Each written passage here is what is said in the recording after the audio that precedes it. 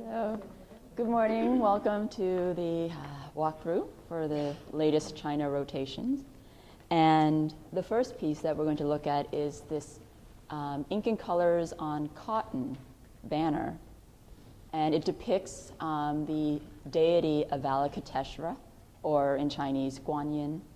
And this piece is an interesting one because, first of all, it dates to the late Tang Dynasty, so around 900 CE. And this image, you can approach it in several ways. The first one would be,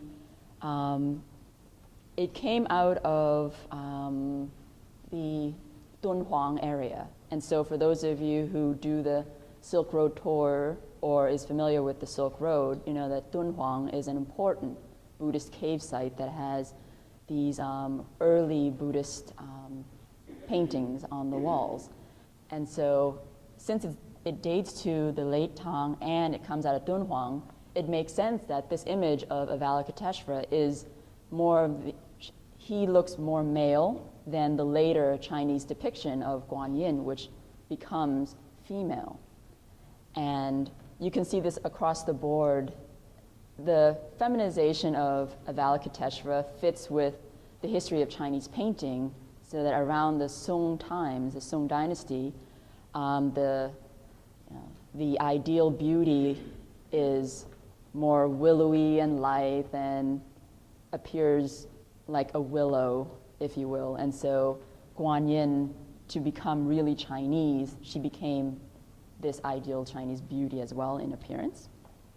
But here we see her as the male figure, and he's holding the willow sprig, which will become a common marker for Guanyin from here on, or a common iconography for Guanyin.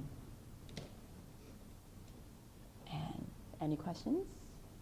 Yes. Yes. I understood that the figure like this one, Mm-hmm. which originally I thought was female, but actually turned out to be male, but the change from male to female began in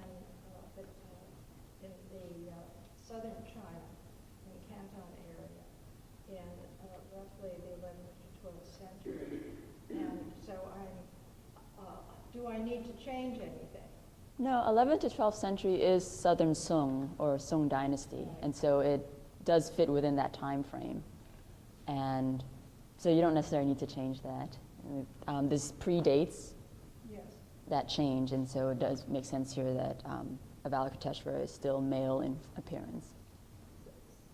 So you want us to use the concept of male rather than the unisex or the ambivalent sexual connection to your earlier bodhisattvas, because that's what some of us have been trained to do. To go more history, androgynous. and then go to the female because of what you just said. Well, I would say if you were comparing, if you later on went to show Guanyin in her later feminized form, then yes. Definitely. Yes. But since what I have been talking about so far was this contrast, if you're not going to make such a contrast, then you can continue to use the same vocabulary that you have used. Yes. The public will ask, is this faded where the colors probably brighter? Yes. Based on Dongguan? Yes, based on its age and its light sensitivity. Right, but as also well. The paintings at Dongguan? Yes. Is this from the wall painting or is the painting itself of Dunhuang cave? That I don't know. What was it, Lee? It's a wall painting. Yes, and it was discovered by the French sinologist Paul Pelliot in the 1960s. This is actually one? Yes, this particular one. Actually lifted from the wall? I think Lee would know better than me, but it should be lifted from the wall, yes. Is that more color before? I would expect it to be brighter, yes, as the majority of the Dunhuang cave paintings were. Okay, and so we've replaced 3 objects in this, the Hidden Meanings Rebus case.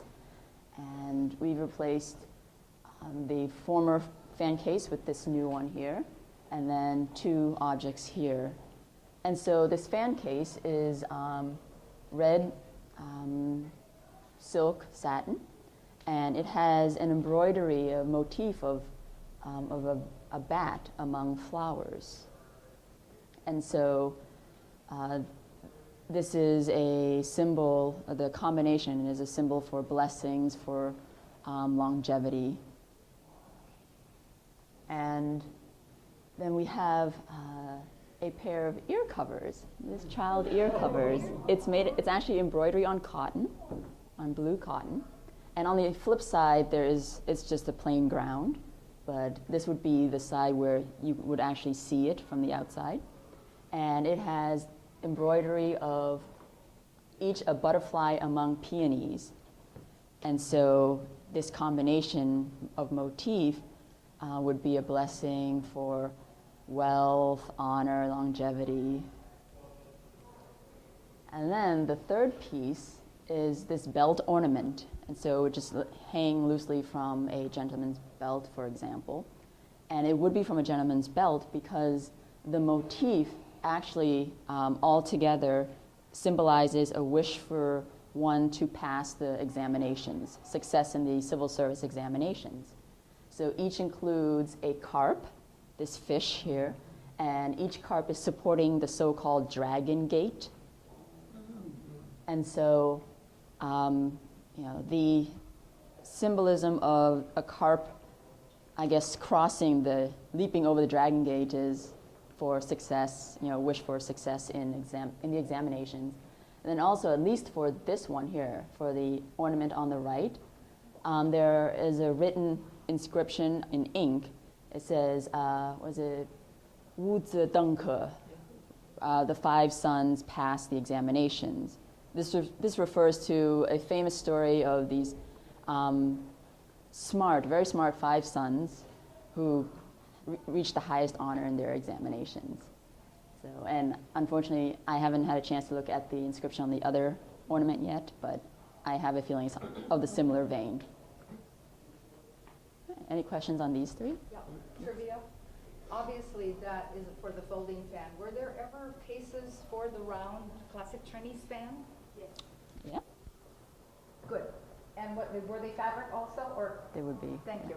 And are those ear muffs, or are they just for decorative purposes? Are they, you said for ears? We call it an ear cover, and so it essentially acts as an ear muff, our contemporary Western ear muffs. But it's not for having ear infections? No, or anything like that? not that I know of. Great. Thank you. For the cold, yes. The 2 pieces was both used together? Yeah. Yes, They are. they came to us connected by this one string, and you can imagine just hanging down like that from the belt. How do the ear covers stay on? There is, if you look on the back there, you can tell there's a little fold of some sort that you can put over the top of your ears. And so this painting by Gao Qipei, and the tiger, as some of you may know, is a long-standing symbol as a protector. That if you put images of tigers on your walls, for example, or as jewelry or something like that, it was meant to ward off evil. And so even to this day, the 5th day of the 5th moon is considered the most poisonous day of the year. And so this is when you would want to have images of tigers around to protect you. And the artist is well known for his finger painting technique. And the story goes that one night he had a dream that he was led by a man into a cave, and in the cave were these wall paintings. And there was no other utensils or no other painting utensils around, and so he just dipped his finger into a water basin and started copying the paintings on the walls. And so this was an inspiration to then take on finger painting. And if you look closely, you may be able to find, I think we did find places where you can tell either he used his fingertips or at times he would even use his entire hand to paint. Okay, excellent. All right. And so the first textile that we put up for this rotation, we're showing the back view of this woman's robe. And the robe has an all-over pattern of the 100 Boys motif, which essentially is a popular motif for wishing to have lots and lots of descendants. And so in the label, we've actually highlighted or emphasized 3 or 4 different symbolism that can be found in the activities that these boys are engaged in. For example, let me see, there should be,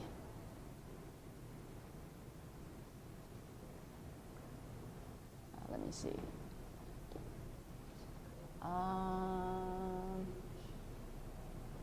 Yes, and so you have the 2 boys here each holding one side of a giant peach.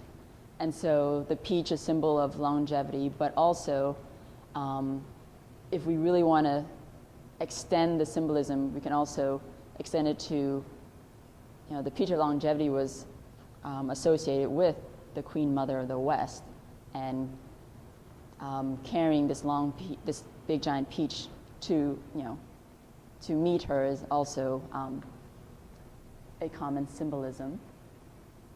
And then, but we also highlighted boys breaking off a branch of the osmanthus tree, which symbolizes a wish for your descendants to pass, the examinations again. And so, but there are other symbols that we've identified in the label as well, which unfortunately I can't find them yet with my eyes right now. Any question on this one? Carry on a qi, which is the instrument of celebration to celebrate. So, Qi. oh yeah, the bells.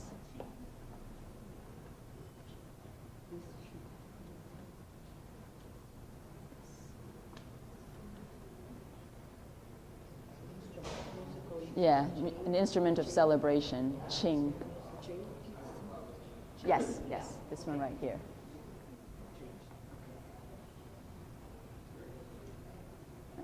Any other questions on this one? Okay. Oh, yeah.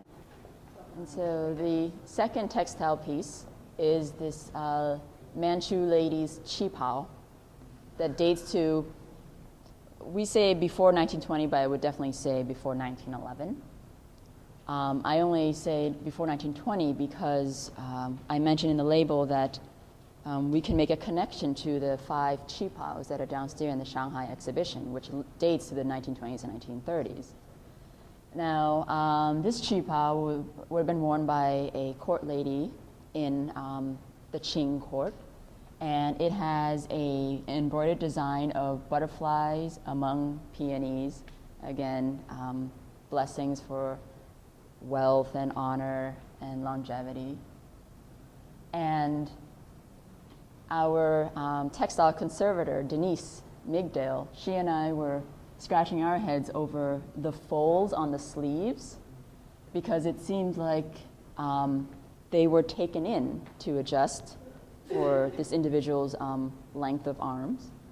And we had even thought about possibly removing the stitches, but that would have been a faux pas. And interestingly, knowing the origin of this qipao, we know that it originated with the Manchus. And so one of the main questions that historians of Chinese fashion history, when they talk about the 1920s and 1930s qipao, would be how, was it possible then to have the 20s and 30s qipao be associated or related with this former deposed regime with a non-Han identity. And so that's why one of the leading theories is that perhaps the qipao of the 1920s and 30s did not rise in popularity because it was associated with the Manchus, but perhaps it was in copying the traditional Chinese men's changpao, which is the one-piece robe. And so that's something that is currently up for debate right now. And you mentioned about the power of two pieces to one piece. Yes, and well, yes, and so I guess the con, the pros and cons. So the con of this current theory about, well, if the Chinese woman's qipao is copying the Chinese man's changpao, what does that say about traditionally this idea that, well, a male wears the one piece, but a female wears two pieces. So you've got, is it Yinan Arnu or something like that. And so again, pros and cons to every different theory that is out there right now, but it's still up for debate. Any other questions? Yes. Yes, slits up to this, the thing, the toggle there. And it's more, yes, for this one, it would have been worn with longer trousers. Yes, because the Manchu lifestyle is based on horse riding. And so it makes sense that the women would also be able to ride horses with these. You think that the man's Time painting rotation is really, really exciting, some really satisfactory. We have 15 classic paintings here. Most of them, I think, we have been on display before, so you're familiar with. This is a very rich variety of paintings spanning 700 years from the 13th century through the 18th centuries, representing some major schools that were very important in reflecting not just painting, but Chinese art foundation. So paintings are generally arranged by chronology. So along the wall, start from the longest case here, we have 4 early pieces dating from 13th to 15th centuries in this side. Then we come in front, the front case. Right now it is a early Qing piece, but this will be replaced with our famous Nizan sometime in July or June, okay. So on the side, now we have 4 fan paintings of Ming Dynasty. So on this short side, there are 3 individual works from very important, distinctive local schools, Nanjing and Yangzhou. So during the Nanjing, we also have a hand scroll here. Parallel to this, we have another 17th century set of albums by an individual artist from Jiangnan. So the last one, biggest painting in the center, presents a Qing court style. So when you give a tour, I think maybe you'll find that there's too much to cover. But I think it cannot be that hard because so many subjects you can choose. So starting from early ones, in this case, we have 4 of them. They are among the finds, the earliest works in our painting collection. The one on the left was probably completed during the 13th century after a Northern Song style, innovated by Master Fan Kuan. The 2 in the middle depicting happy life, fisherman life in deep mountains. They are identified as 14th century pieces. The one on the right attributed to an early Ming court painter, Wu Wei. Remember, we have one piece by Wu Wei in the Ming exhibition. So dating to the late 15th century. So those are very good examples to show styles and changes that 200 years after the Song dynasty. So the Song must be brought into picture because Song art is milestone for Chinese art. Song painting is standard model for Chinese painting throughout generations. I'm sorry we don't have any early Song painting to show you, but I want to use this example because very close to Song in technique and composition, although this is by a Qing court painter. So as you all know, in Song landscapes, there was less reality and actuality of sense of contemporary humans, figures and clothes, and less feelings for materials. And there's no dramatic plot in Song landscapes in general. And so the nature was the sole subject in Song painting. A good monumental composition was supposed to embody the depth and width as much as possible. So the form of rocks, as shown in this part, tend to be very, very steep, heavy, sharp, and thick. Plants are sketching from all kinds of trees with leaves varied in forms and shapes, round, long, short, or triangular, and so on. But amazing is the Song technique. Each of the leaves is outlined with ink, and then you see color inside the leaf. So for all those really required very involved and complicated techniques. So that's why Song brushwork were often densely applied and very thickly overlapped. So what happened after Song? So I think we can learn a great deal from those four paintings here. Some perspectives, they have something of the same contribution. That is, to make it short, first, they all more or less blend Song traditional way to achieve originality. Second, they extend the Song nature of kind of very tranquil and mysterious mood to a lively country scene, because they all depict the human activities and human lives in a narrative way, and some even imbued with sense of humor.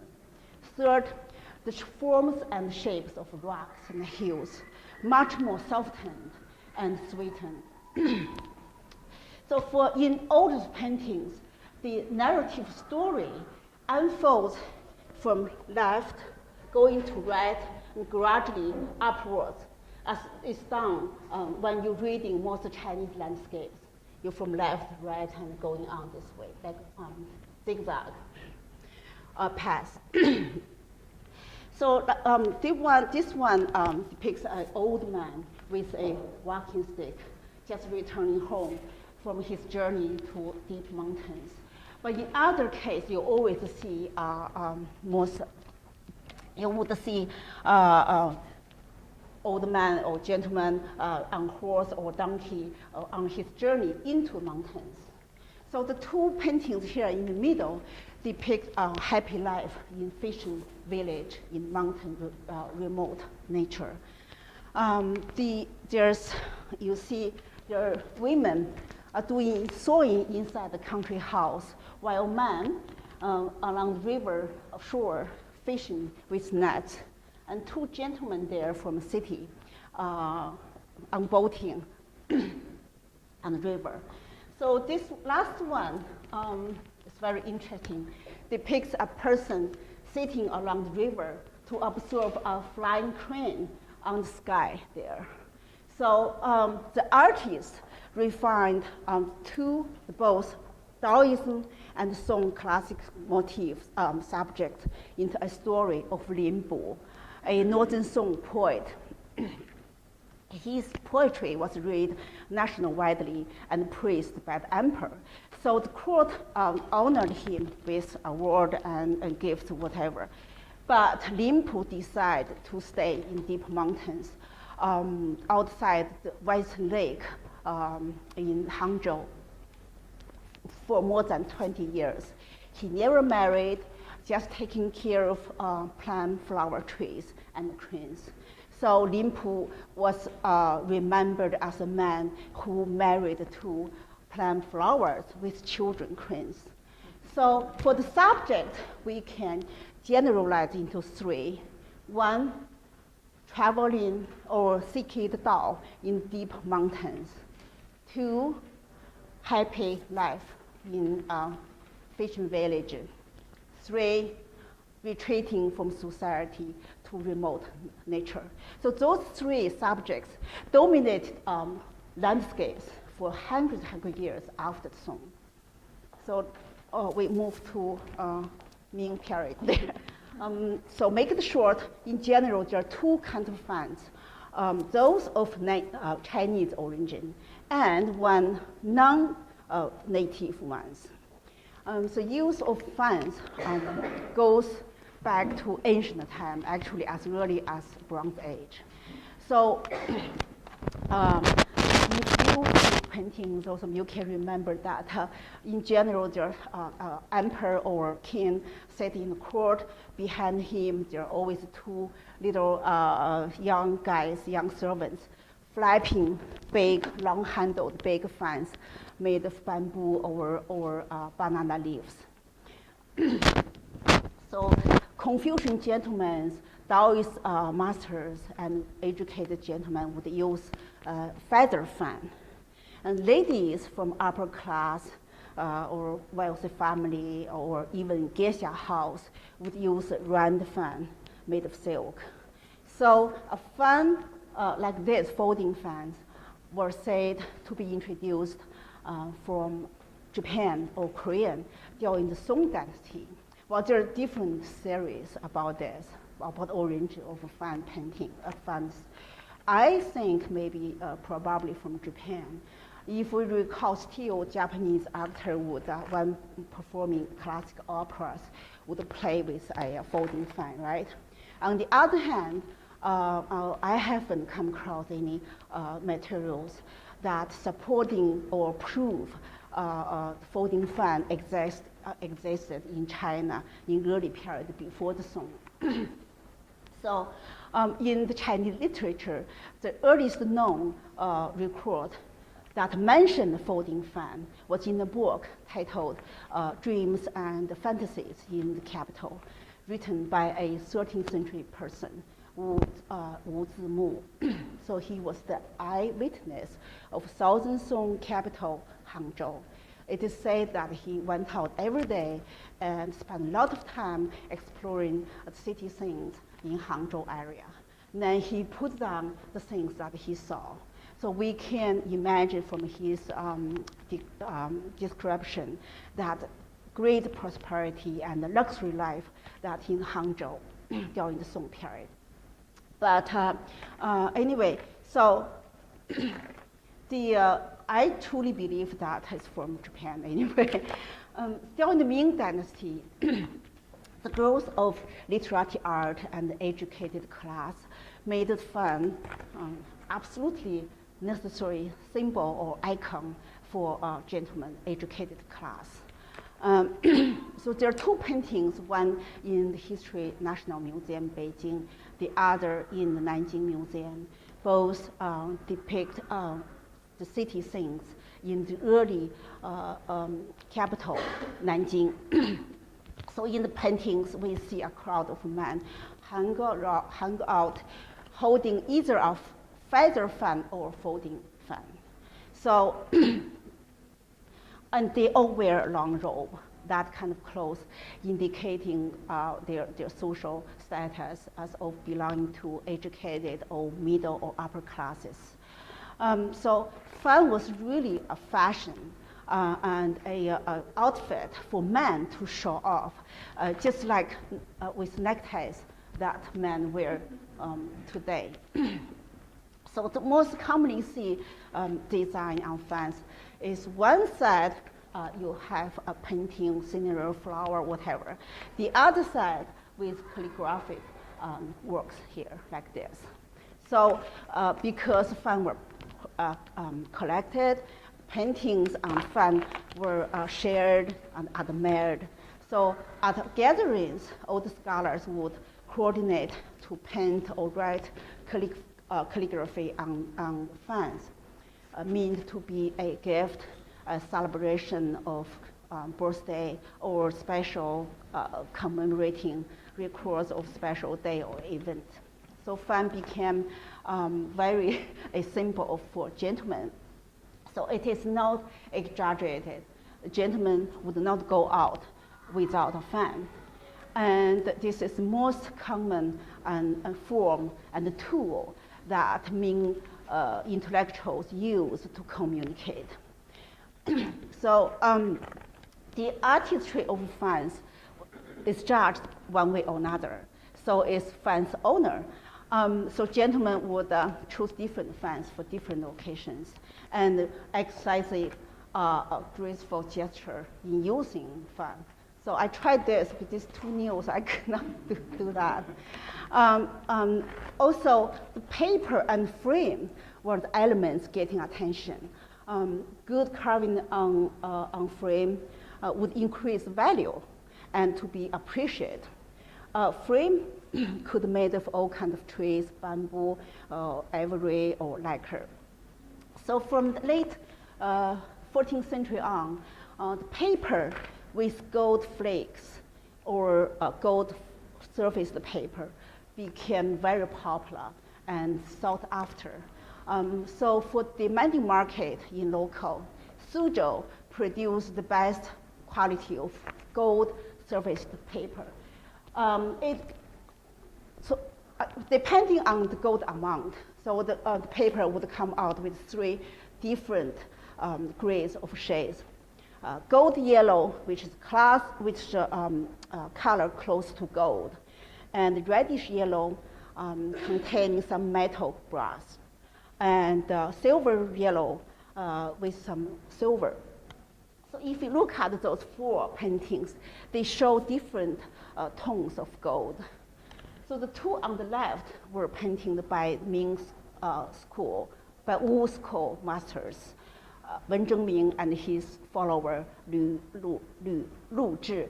So the one by Lu Zhi, this is titled "Prevailing Over the Dragon River," which is really worth the attention for the techniques that combined on this side very refined solid brushwork for the details in the foreground, and with very light, delicate execution of ink for the deep perspective in background. So this is really, really nice work, but you have to spend time on that.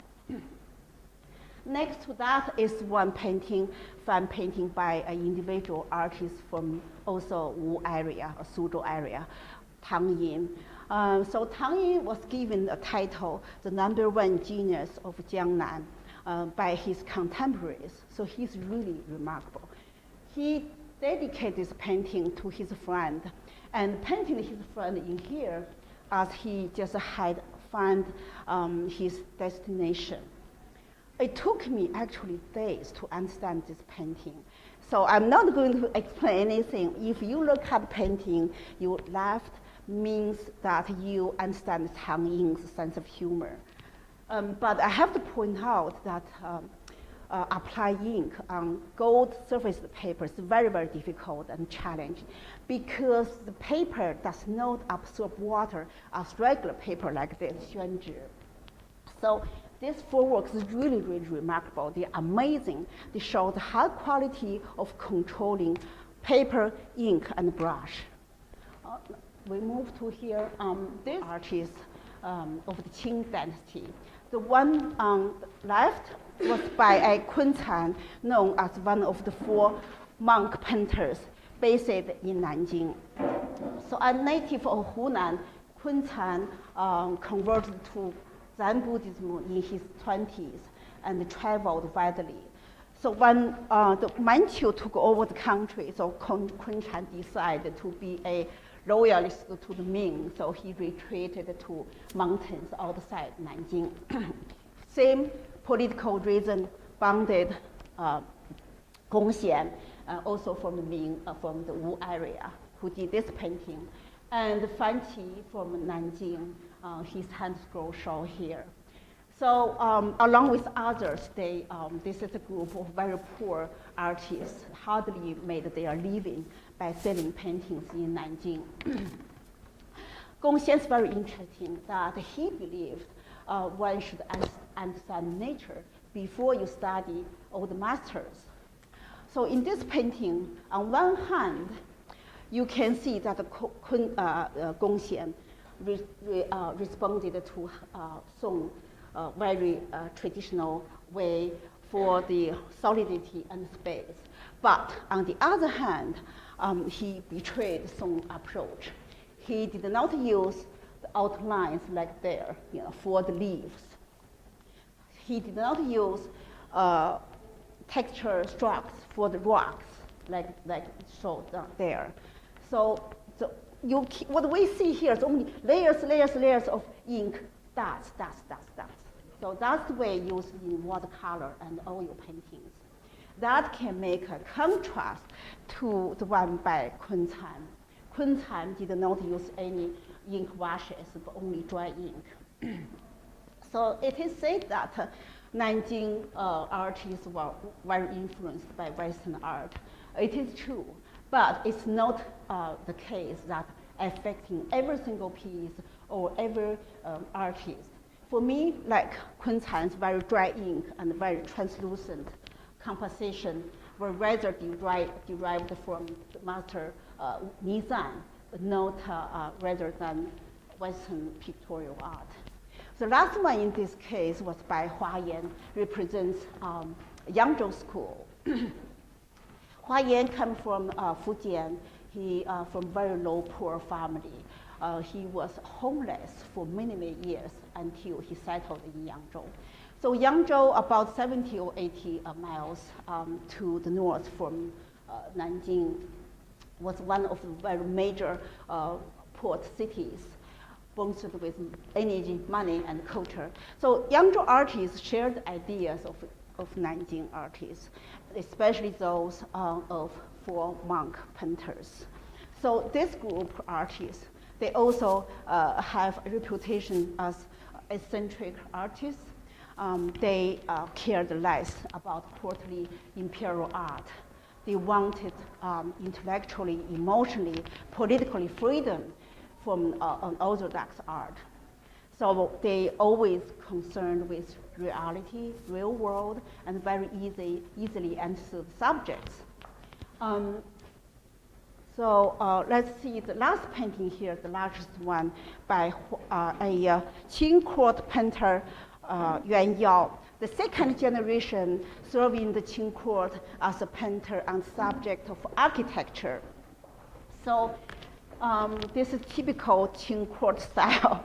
So in this painting, you can see all Hua Yan's very solid academic training, his intellectual ambitions, and very formal presentation, and somehow decorative arrangements all prove that Hua Yan adopted very powerful effect from court tradition of Song painting.